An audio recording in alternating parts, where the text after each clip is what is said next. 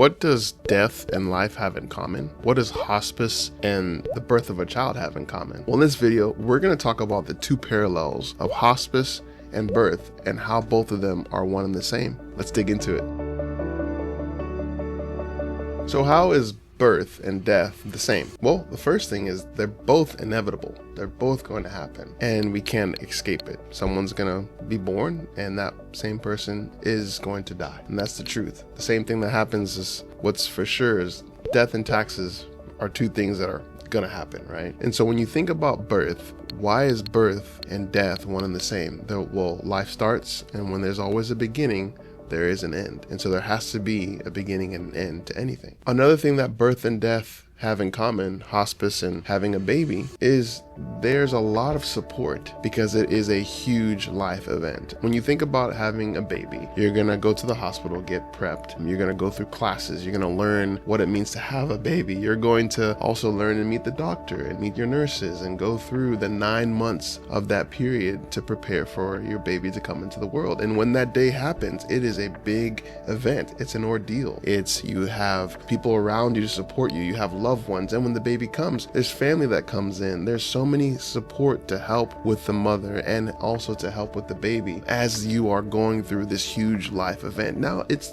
almost the exact same when it comes to hospice. Think about it. When your loved one is not doing too well and they're at the end of life, what happens? You have a whole bunch of people around to help support you and the family through this time. A nurse can come at the bedside and be there and to help. If you have doctors that go over the medications and understand what is happening, it's almost like the labor process of death, right? And so you have 6 months. As you're getting closer, that's where hospice starts. But it's the exact same thing. And then when your loved one passes, what happens? You have family come around and support you and help you through that process and mourn with you, reflect on the memories, and go through those emotions. That is the same, just like hospice is to death is the same, that we all deal with this. It's all the same. We are all going through the beginning and the end. Those are the two things that are in common. Both death and life are in common in this specific instance because you have that support, you have family, you have everyone around you to help you through this season of life. Third and final commonality between death and birth is you need clinical help.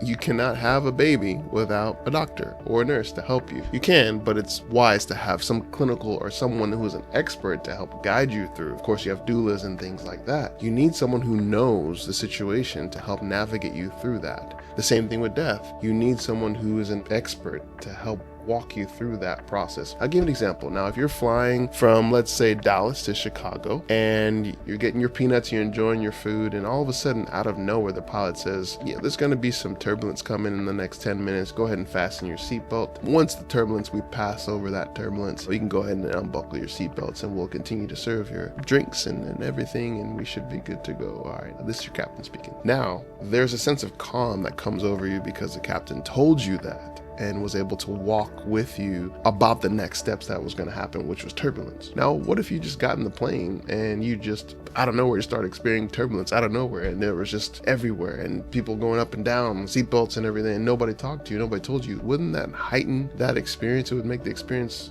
worse. The same thing happens with hospice and with birth. You have an expert navigate and guide you through what to expect. Now, it's still turbulence. Now, it's still going to be tough. It's still going to be some pain. There's still going to be some heartache.